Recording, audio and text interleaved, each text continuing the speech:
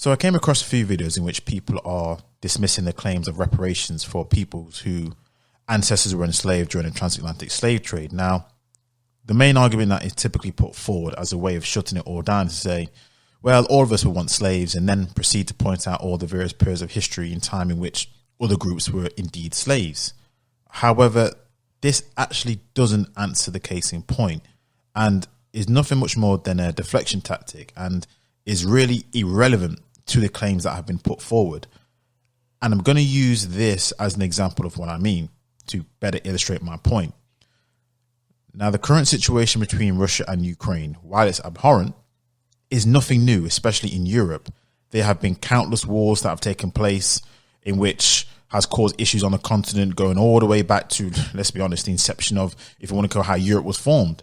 Now, does that point negate the fact that it's likely that Russia will have to still pay Ukraine for the damages that have taken place on the country and her citizens? No. Why? Because that is irrelevant and has nothing to do with this current issue and their claims. So regardless of whether another group was subjected to similar circumstances, it does not negate the validity of someone else's rights to make claims for damages done. That is a wholly separate, different matter.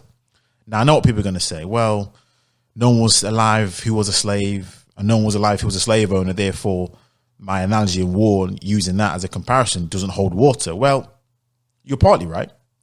But slavery in itself is a different animal due to the length of time that slavery usually exists for and the length of time that war usually exists for.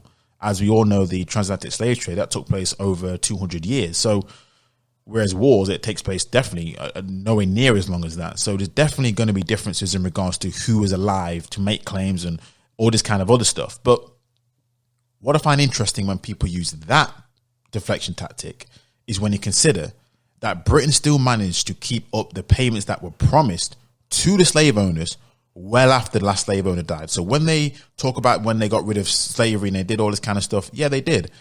But if I'm not mistaken, correct me if I'm wrong in the comments, they paid off the slave owners and it took them until the year 2015 for them to finally clear off the debt.